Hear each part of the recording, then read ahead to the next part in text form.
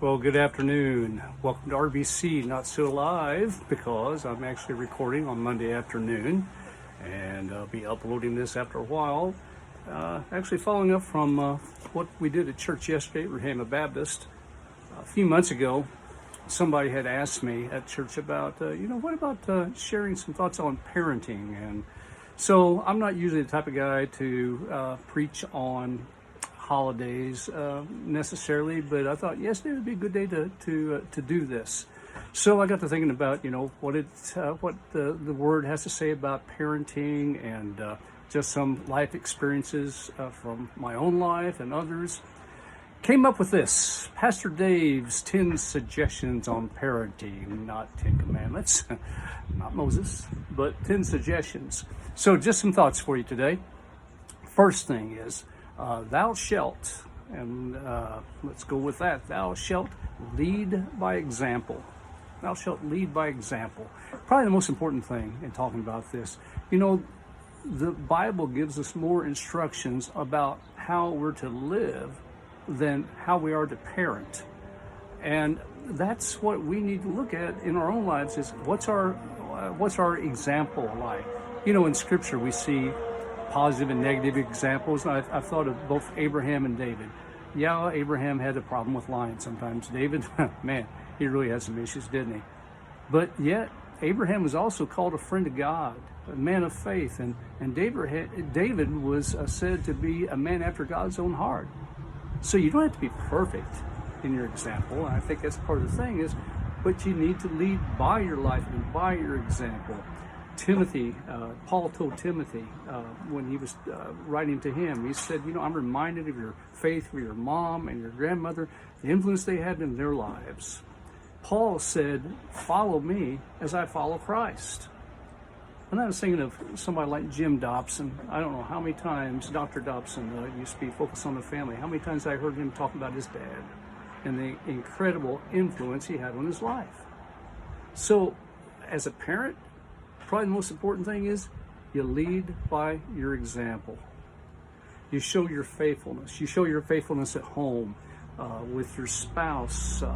You show your faithfulness at job. You show your faithfulness at church. You show your faithfulness by having the right attitude, by not bad-mouthing, and by encouraging and showing and living the life before them. Perfectly? No. But they can see the difference. So lead by example. And that goes along with the second thought, which is be transparent. And that is owning up to your weakness. We all have our weaknesses, don't we? We all have areas that we fail in, and kids are going to see that.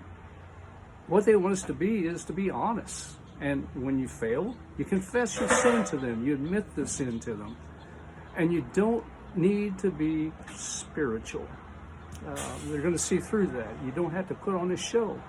Be transparent, be honest, live the life, but say, I'm a sinner saved by grace, just like you. Proverbs 16:18 says that pride comes before destruction, and many times with parents, their pride gets in the way of their relationship with their kids because they can't admit, I'm not perfect.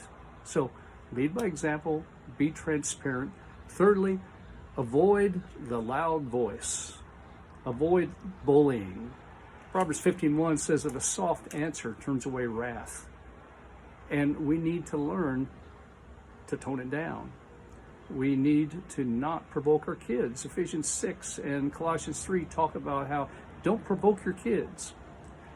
Everybody has buttons, don't they? And we can all push buttons. And sometimes as parents, we're good at that, aren't we? We can push our kids' buttons, and we get exasperated with them, and we know just what buttons to push. And that comes with all of life, with our spouse, with people we work with.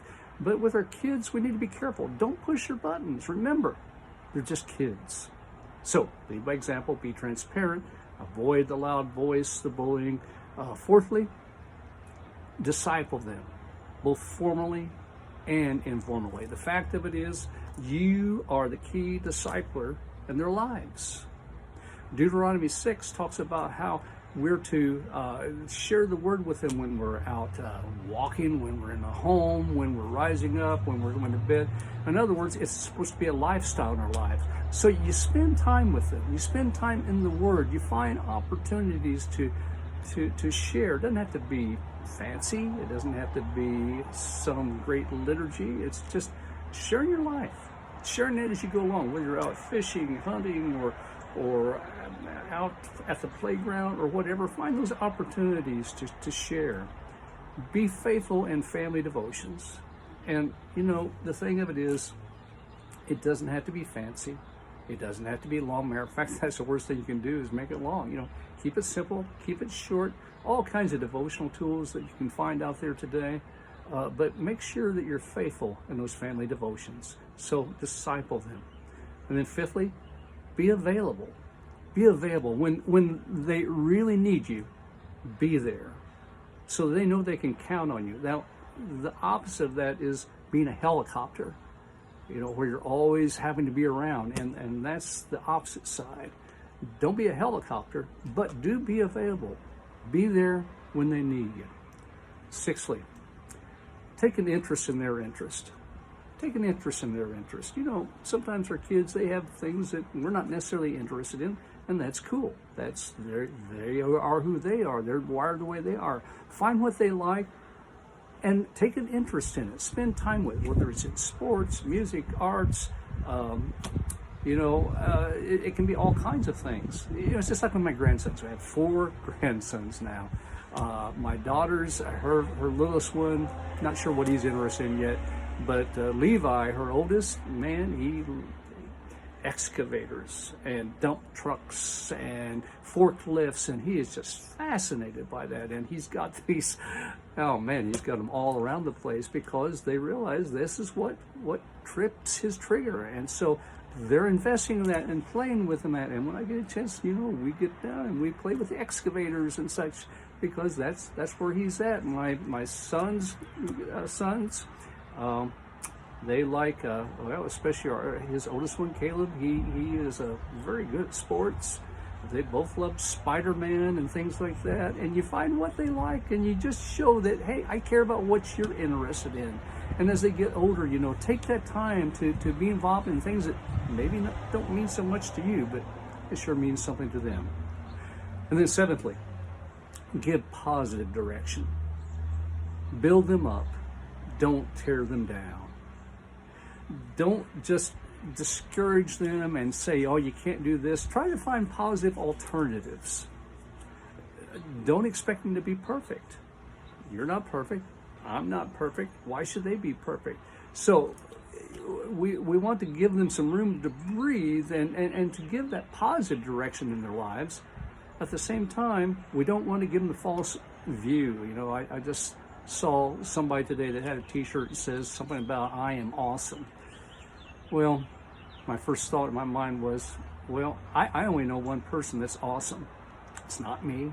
It's not her. It's not you. It's God. And the thought that we are awesome is not going to, it won't work. And we can't communicate that. So there's a balance. There's a balance between being positive and being realistic. So give positive direction. Number 8, say yes as much as you can. Say yes as much as you can. Look for ways to say yes. It's easy for us as parents to say no. Learn to say yes and play it as often as you can with them. Just spend that time and playing with them. There's so many things that kids aren't going to remember all your great wisdom that you poured out, but they're going to remember those times and when you got down on the floor and played with them, or when you went out fishing with them, or whatever, again, they enjoy do. Try to spend time as much as you can. Say yes as much as you can. I look back and I think, there's times as a dad, you should have said yes more. And, that's something we can learn from. Learn to say yes. Number 9, give them space to fail and to learn. Give them space to fail and learn. God did it with Israel. He did it with Abraham. He did it with David. He did it with Saul. He gave them the opportunities to succeed and also to fail. Teach them to be independent. You've done your job. when they don't need you anymore, which is, we don't like that thought. I guess as parents, we want to be needed, but there's a gratification knowing, my kids can get along just fine. I did my job right, and that's what we want. Teach them to be independent. Let go. So many times we hold on. And I think of the story of the prodigal son, and the father, he let the son go. He let him learn from his mistakes. We don't want our kids to make mistakes. We try to protect them, and sometimes we're hurting them more than helping them by not just letting go and letting them learn from their failures. Give them space to fail and to learn. And then the last thought is, when you've done everything, you pray, and then you pray some more. And then when you're done with that, pray some more. You keep on praying. You never give up. It's like the parable that Jesus taught about the woman that kept on going to the unrighteous judge and saying, "Avenge me of my adversaries." And finally, the judge, who was not a righteous man, says, "Even though I don't fear God or man, I'll just do what this woman says to get her off my back." And Jesus said, "Hear and listen. Won't God hear when you call to Him?" And so you pray for your kids. You keep on praying for your kids. And when you're done with that, you keep on praying. Because the fact of it is, and here is the brutal fact, I can't change anybody. I can't change my wife. I can't change my kids. I can't change my people at church. I can't even change me. Not really. It's got to be the power and grace of God in our lives to affect that change. And so instead of trying to change people, instead of trying to change our kids and make them what we want them to be, take it to God. That doesn't mean you abdicate your responsibilities. You do everything. We talked about different things today that you can do. But the bottom line is, you pray and you turn them over to God and you allow Him to work in their lives. Well, God bless you.